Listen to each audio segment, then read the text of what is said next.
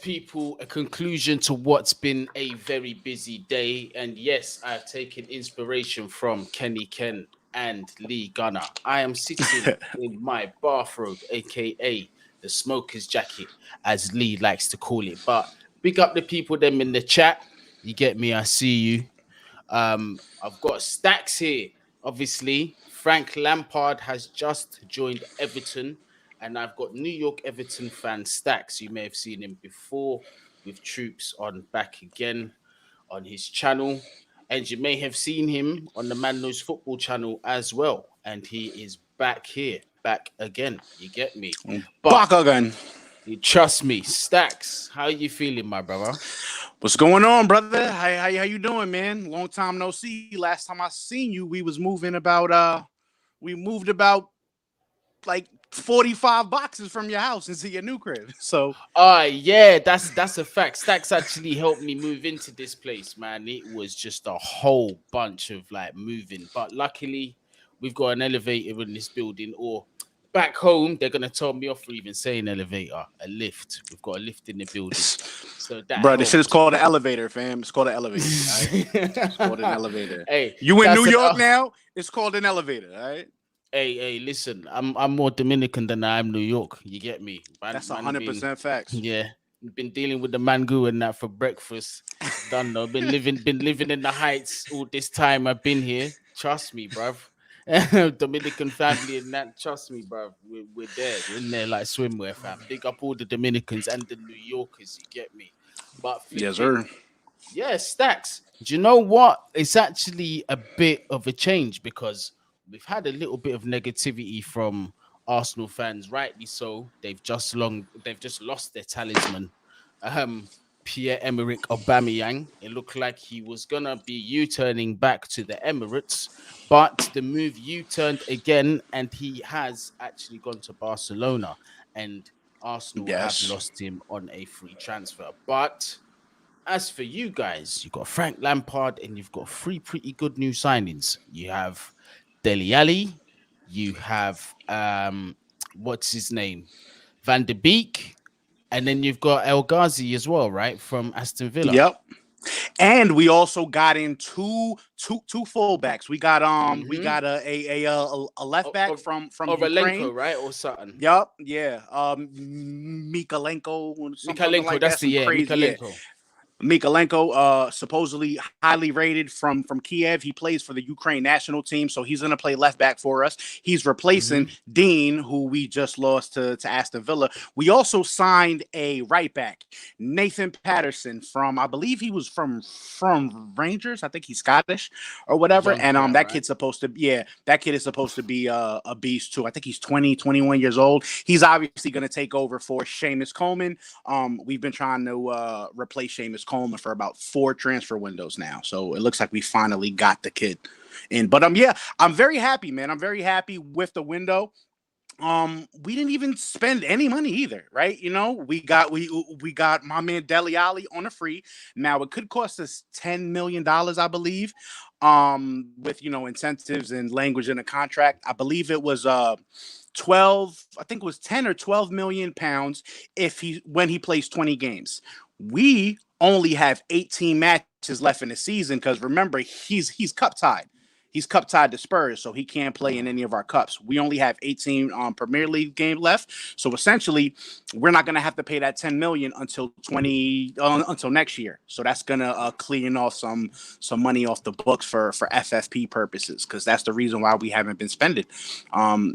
Too many bad purchases in the last 3-4 years. Managers coming in, buying players.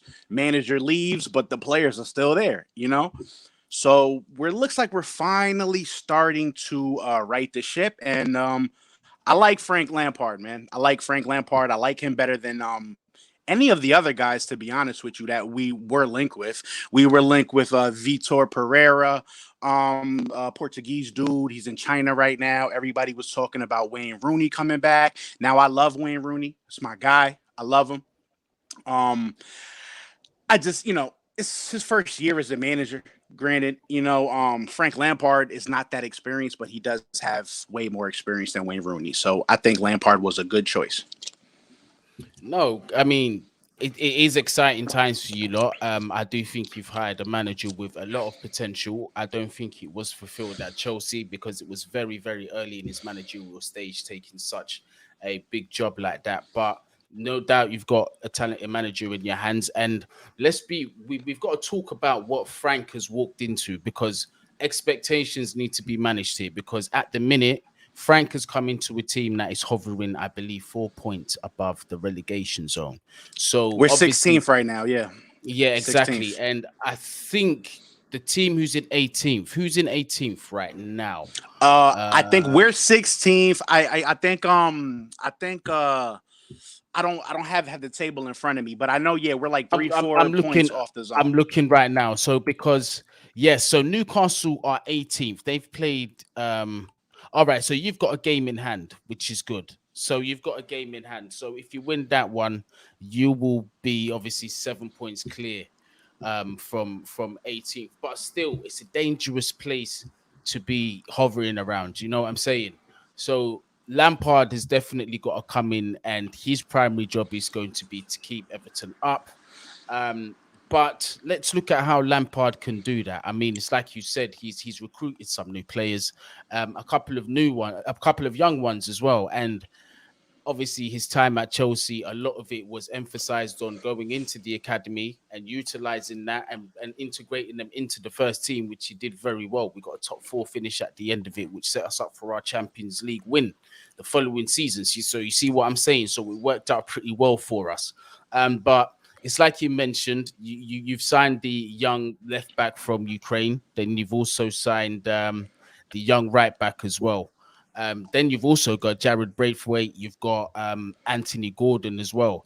These are Young players that kids. I've, yeah, exactly. These are young kids that I think, Lampard is going to give a chance. We did see, I believe we saw Jared Braithwaite and was it Anthony Gordon? We saw the both of them at Stamford Bridge. So Jared Braithwaite, I think that was his game. I think we had a bunch of injuries at the Mhm. moment. Mina was out. I think Godfrey might have even got suspended. It might have even been a card or something like that. So yeah, he Right. had to play, but Gordon has actually been playing the entire year. He's one of our best players coming off of the bench. He's one of Everton's sole guys that actually attack players, and that's why I like Gordon. I think the kid has a lot of talent, a lot of potential. And once, just like you said, I love that Frank Lampard plays the kids, man. Because to be honest with you, the way that Everton have run the club for the past, decade, 2 decades, we're always in win now, right? We haven't won since Mhm. 1985, right? 27 years. They had the whole protest when we played versus Arsenal, right? Um, how are we always in win now mode, but we never win now? It's ridiculous. It's the same cycle. You buy these has been washed up players, you get them on the cheap and you hope that you're going to strike gold. Well, guess what? We haven't done it. We've had two good purchases, I believe, in the past 10 years. Romelu Lukaku and Richarlison. Other than that, and then maybe you could say Decore, he's kind of new still. But other than that, horrible signings. Sigerson, Walcott, Jean-Philippe Gabamin, Shank Tosin, What about Gray? I think Gray's a decent signing Gray. for you lot.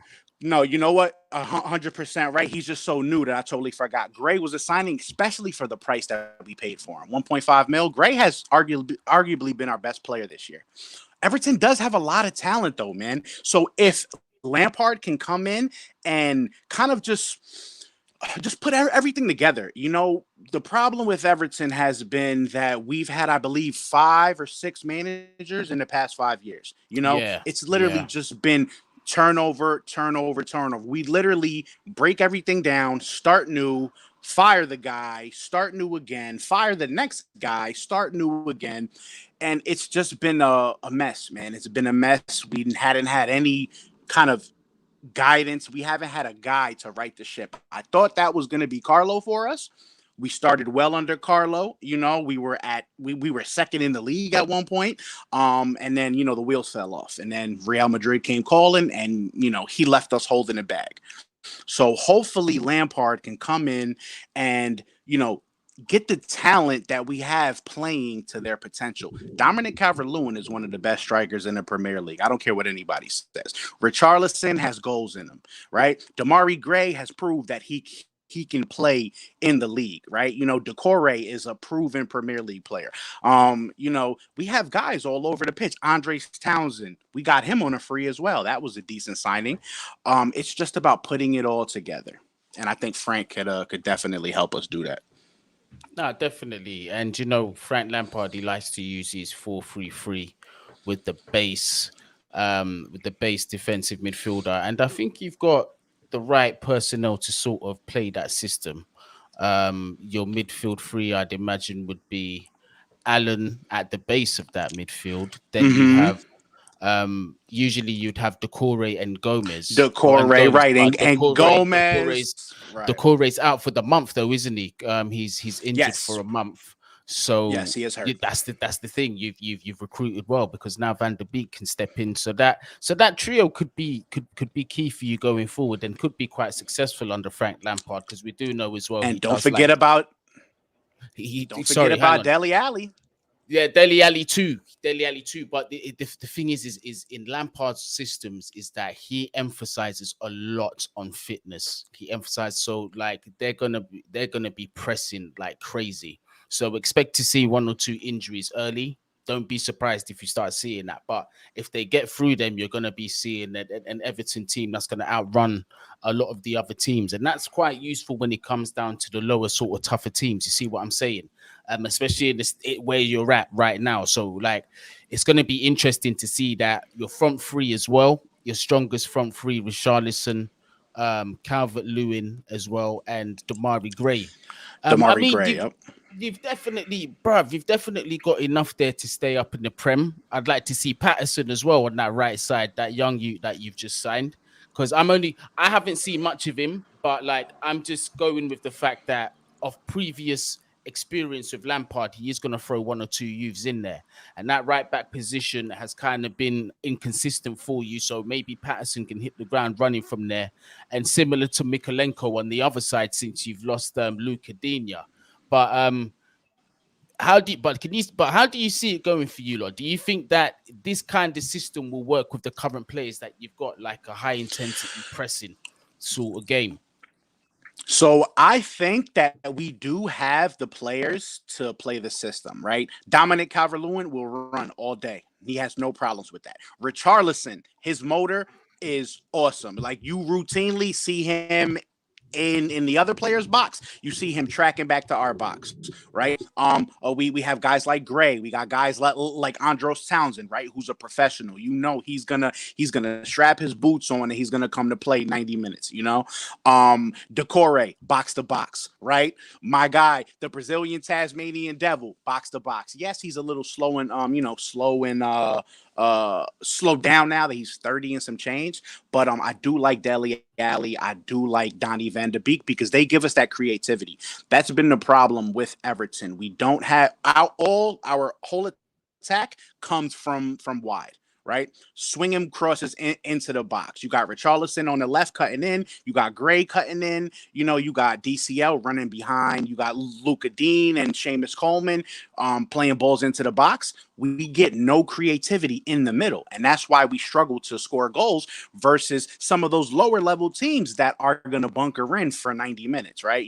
We can't break teams down. And I think with Dele Alli, his skill set, Donny van de Beek's skill set as well, they're going to be massive with us, because most likely, you're going to have our 2 deep line CDMs. They're going to cover defensively, and then Dele Alli might be, that CAM or Donny van de Beek, and they can just go forward and, make stuff happen. I like this comment here. Big up Diego C. Palace, man. Lampard's style of play could be suited to what Everton need right now. All Everton fans have been crying out for free in the midfield, and bringing in Van der Beek should allow options for Lamps, 100%. And what I wanted to say about Dele Alli, a couple of people might call me crazy, but don't be surprised because obviously Calvert-Lewin's injury record hasn't been great in recent years. So, like, if if when he comes, is he back already, or if not, when is he coming back? He's back. Richarlison is back. So our front three are back. Now we're Okay, cool. in the midfield. Yeah, in the midfield we're having a little a little injuries, and our back four as well. But for the most part, we're pretty strong right now. I wouldn't be surprised with Dele Alli if you start seeing a false nine in 1 or 2 games. Now, a couple of people might be thinking, where are you going with a false nine with Dele Alli? But he was very good in that sort of second striker role when Christian Eriksen was at Spurs. He used to kill us with them late runs, them back post runs, them headers, them balls played into the box early. And obviously you've got Andros Townsend who can whip in a decent ball. And if he sees that early, Dele Alli's going to sniff the runs. And then you've got Donny van der Beek as well, who's on the level. You see what I'm saying? In the midfield, is creative. He can spot a pass. He can dictate play. So it's a thing where like there are different sort of systems that can be used with Dele Alli in there, but it's an opportunity for him to revive his career definitely, because he's nowhere near 100%. hit. He's nowhere near hit anywhere near the peak that he was supposed to be hitting. He's had injuries. He's been out of favor with managers. Mourinho's complained about him, said his mentality isn't quite there. He can be lazy and so on and so forth. But under Frank Lampard, a midfielder who bagged plenty of goals, the highest scoring midfielder in the Premier League, actually, surely Dele Alli should be a bit excited in working with him and improving his game and perhaps reviving a bit of the old Dele Alli that we once saw. And that can only benefit you guys. But with Lampard coming into the club, I know it's very, very early to say, and it does depend on quite a few circumstances. But what are your sort of expectations in terms of the end of the season finish for you guys under Lamps? Well, I mean, to be honest, just like we said, we kind of ran down our roster, right? Mm-hmm. There's no explanation, there's no excuse for us to be sitting 16th right now with the likes of Newcastle, Burnley, Norwich, like our payroll, should not allow us to be down there at the bottom. But it was just a rough go of it with Rafa. He never got the backing from the fans. He's a little old school, antiquated, plays too defensively at times, and essentially that's what got him canned, right? Not picking the correct teams, not allowing guys like Dean and Decore to go forward, right? And that was what the whole fallout was with Dean. He told Dean, don't go past that halfway line. And Dean was like, are you fucking kidding me? Like, what are you talking about? He's like, that's my entire game. Like, you're taking my game away from me, So my expectations for Lampard is I definitely don't see us being in a relegation battle after about a month.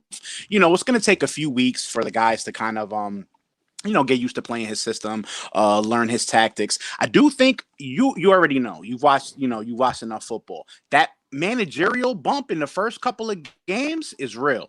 Yeah. So I think if we hit the ground running, and we do have some favorable fixtures coming up, we also are only in one cup competition. We don't have to worry about Champions League. So really we can just focus on the league and making sure that we don't get relegated. Because I think we're one of the only teams that I don't think has ever been relegated from the Premier League as it's been, like, as the top 6 or whatever. And I don't see that changing. I think Lampard steadies the ship, gets us mid-table. We've been mid-table for the past 4 or 5 seasons anyway, right? So it's not like, we're losing anything on that. And I think it's going to be big next year. During the summer, we're gonna get some money coming off the books. Hopefully we can shed a bunch of the dead weight with transfers and be able to bring in some guys that that Frank Lampard rates. I think we're gonna be in a lot better shape under Lampard just because of stylistically how he plays.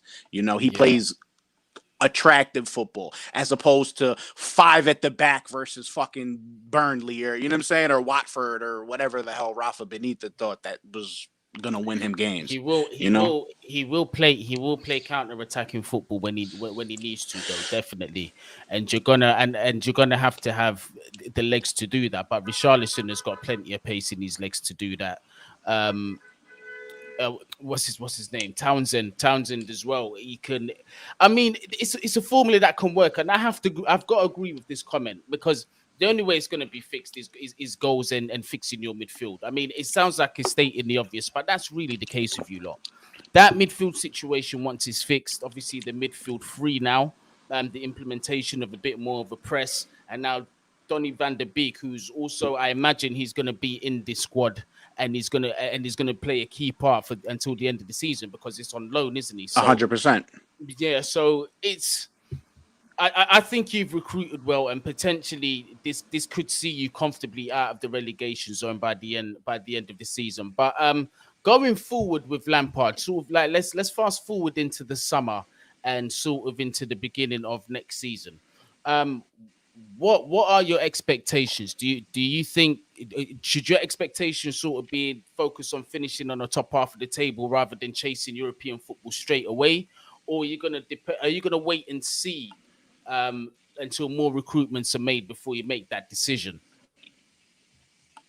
I mean, granted, obviously we do have to see, which players are gonna come in. Obviously, it's very hard to crack that top four. I mean, like, look, just for shits and giggles, right? We haven't been in the top five since 2014, right?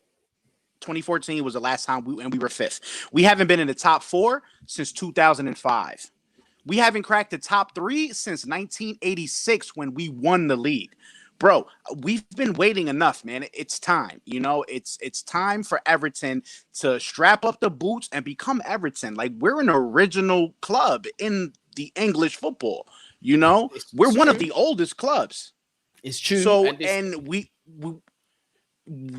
have a great fan base. We have a billionaire owner. Like, there's no reasons now that we have a world-class manager. I mean, well, a world-class just football guy. He's managed world-class manager. I wouldn't say he's a world-class manager. Yeah, I mean, it's still early. Exactly. He's still got plenty of years to learn, and one day he could become that. You never know. But as much as I want to, a guy like Frank Lampard. I was going to say a guy like Frank Lampard.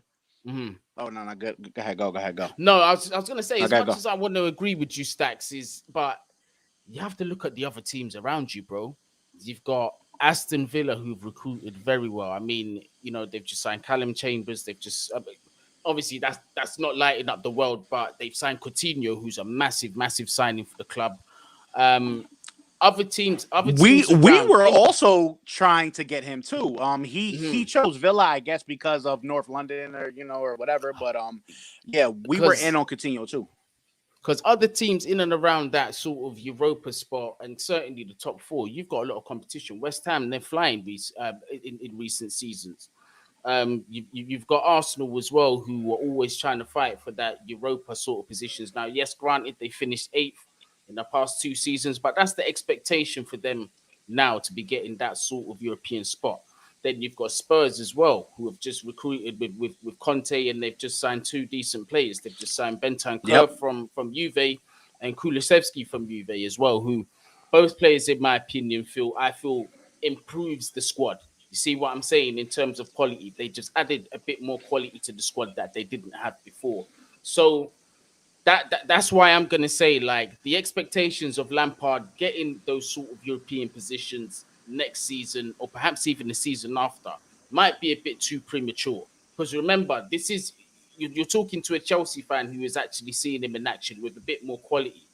You see what I mean? Like, no disrespect to your team, but like, no, it's 100% true. It's true. Lampard, Chelsea, of course. Lampard. The thing is with him is that he does make naive mistakes. He does, and sometimes he doesn't. It feels like he doesn't have a plan B at times, and especially in this situation that you're in. Yes, I agree with your manager's bounce, and I'm looking at your next fixtures again. Diego C. Palace. Next couple fixtures is your home against Brentford.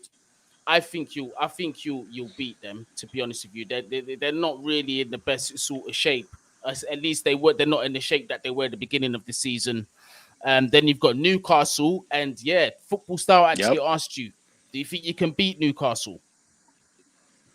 Me personally, of course. Yeah. I mean, to be honest with you, Newcastle doesn't really have anybody that you're scared of. Granted, on any given Sunday, right, or any given Saturday, as you guys would say. I don't know. We say any given Sunday here in the U.S. You know what I'm Yeah. saying? But anybody can beat anybody on a day. But yeah, those next four fixtures: Brentford, Newcastle, Leeds, Southampton. I think we're more talented than all four of those teams. Now, will we get 3 points in each of them? Probably not. But I'm expecting at least 3 out of 4 wins, and maybe a Yeah. draw, maybe 10 points, something like that. If we only come away with one win out of those four, we're screwed, bro. Because then after that, we have City, we got West Ham, Man United, Palace, Liverpool, Chelsea. I don't even see a win coming up with that. So we need these next 4 games. No, It's going to absolutely. be crucial for Lampard to come off the bounce, get this team clicking fast, because if not, yeah, we're going to be in a relegation battle for the rest of the year, because those next 6 fixtures after that are ridiculous. City, West Ham, United, Palace, Liverpool, and Chelsea. Oh, my God. Yeah, but and you've got to look at his previous record as well with Chelsea in terms of we did leak a hell of a lot of goals. And Jack Zeldon has actually put up the stat. I haven't checked it. I'm trusting you here, Zach. Frank allowed the most goals since 96-97, and year two was the worst. It was, yeah, for Chelsea, No, we was yes, just leaking of in goals for fun, mate. 100%. And that's basically because of the way he plays, right? That high pressure style, right? And then that compact midfield and back four. If we don't get the ball back, if we don't pressure teams and they break through the press, it's pretty much curtains. And with Everton, we haven't been a team to keep clean sheets anyway, right? Even before Frank Lampard came, we've struggled defending, with anybody. I believe on set pieces, I believe we've conceded the most goals in the entire league this season off set pieces. I think we've conceded Mhm. 8 or 9.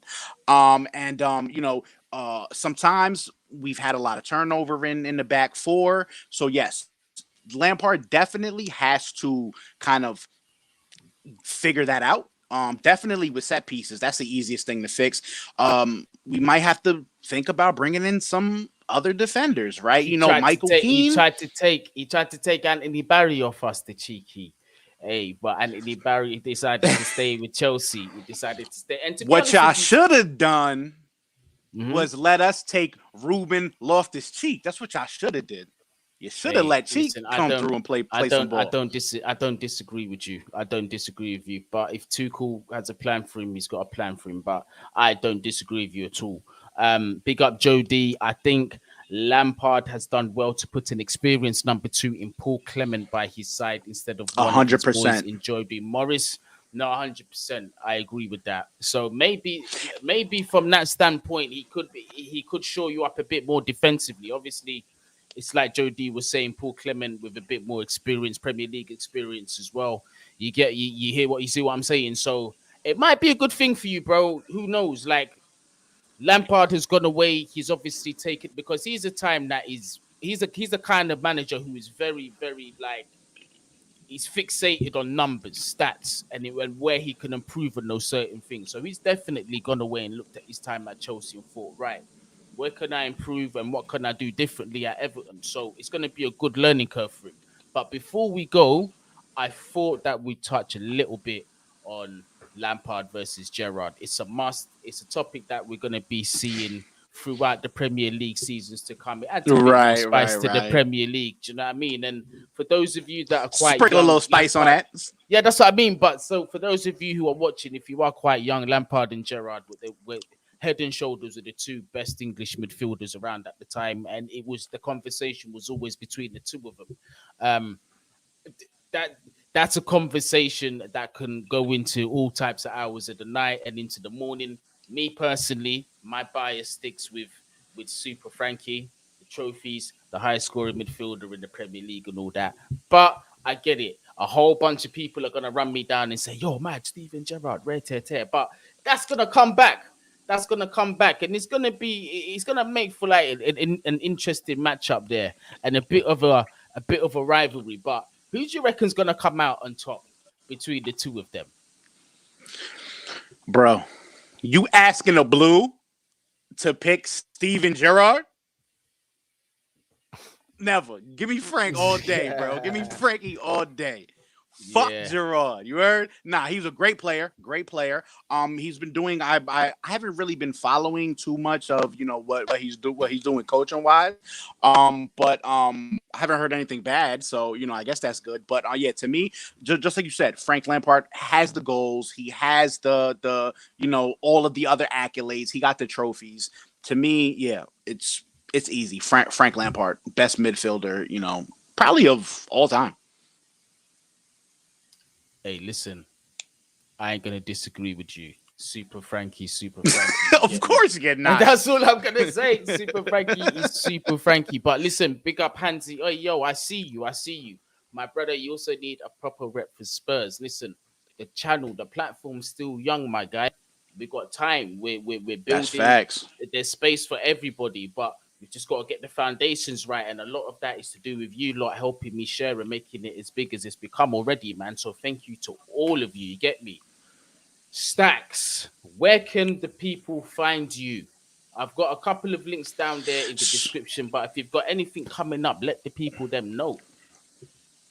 Yeah, man. So you can find me on Twitter, Eloh Stackz, Stackz. That's my normal Twitter handle. I also have a podcast. Look it up I'm on all streaming platforms, iTunes, Spotify, YouTube. Look up High Press Podcast. High Press Podcast. It has a big soccer ball with a big weed leaf on it. So you'll see it. So that's a show that me and my cousin do. My cousin is actually a Liverpool fan, so we do talk a lot of Liverpool, Everton, obviously. But we talk about pretty much everything in the Premier League, and we don't just talk about the EPL. We talk about Serie A. We talk about FFP things. We talk about World Cup, Euros, whatever it is going on. So you can look me up at Eloh Stackz on Twitter or High Press Podcast. Put that in the searches. You'll see it up, man. Before I go though, just one last thing I wanted to say about Frankie. I think the main thing that he's gonna bring to Everton is a change of mind state. Yeah. That's going to be his biggest contribution. Tactics, great, whatever. Player recruitment, of course, people are going to want to come in and play for Lampard. Supposedly, the rumor was that we were working on Donny van de Beek for like 5 months. Brands is Dutch, right? They got the Dutch connection, but Van de Beek wasn't really too enthused of what was going on at Everton. Same thing with my guy Dele Alli. He's like, okay, I'll mess with y'all, but who's going to be your manager? Once he heard Frank was signing up, he said, okay, sign me in. So I think we're going to get a lot more players in the transfer window, but I think it's all about mentality, bro. Just like I told you, we haven't won in almost 3 decades. And Frank Lampard does not take any crap. If you're not playing the way that Frank Lampard wants you to play, you're not going to be in this team. And you know what? I like that, because it's been too much half-assing from Everton for the past 10, 15 years. I need some dogs, and Frank is going to bring them dogs in. All right, final question before we sign out. 30th of April, Everton versus Chelsea. Who comes out on top? I'm going with Chelsea, man. I got to back my boys, always. I think we're going to remember what happened to us at the bridge, and we're going to come back with a vengeance. 100%. I mean, yeah, so that's what? So that'll be on the 30th, right? So we'll have about Frank Lampard have about 10 games in him. I think we could keep it close with you guys. Obviously, I love Everton. I would love to say that they're going to beat Chelsea. I'd probably say Chelsea like a 2-1. Maybe we might be able to nick a draw or something, if Richarlison comes on and scores a late goal. But yeah, I would say Chelsea. We got to do a live stream for that though, fam. We're gonna make that happen. We got a live stream. We're gonna make that. Yeah, we're gonna make that happen. We're gonna make that happen. Hey, Hansy says, and please no American. Hey, do you know what I'm gonna do for you, Hansy? I'm gonna find someone from the Yo, deep come south. on, man. What's up? Hey, I'm gonna find someone. Brother, I'm gonna find the Spurs fan from the deepest of the south, yeah, of America, and I'm gonna have him on here. Pick up the Americans, blood. You get me? Hansy's requesting for an American Spurs fan. So if there's an American Spurs fan for Hansy, We got you, blood. Trust me. But nah, man, big up everybody in the chat. Yeah, man, we appreciate your support over here. I am absolutely knackered. I've been streaming today, been up and down everywhere, doing everything, man. Tomorrow I'm gonna be on Lee Gunner's show tomorrow morning. You can get your answers to the question from there, Shane. I will be on Lee Gunner's show tomorrow morning. That is 9 o'clock a.m. EST, 2 o'clock p.m. UK time. Make sure you check that out. Myself, Eunice, Northside, and Lee Gunner.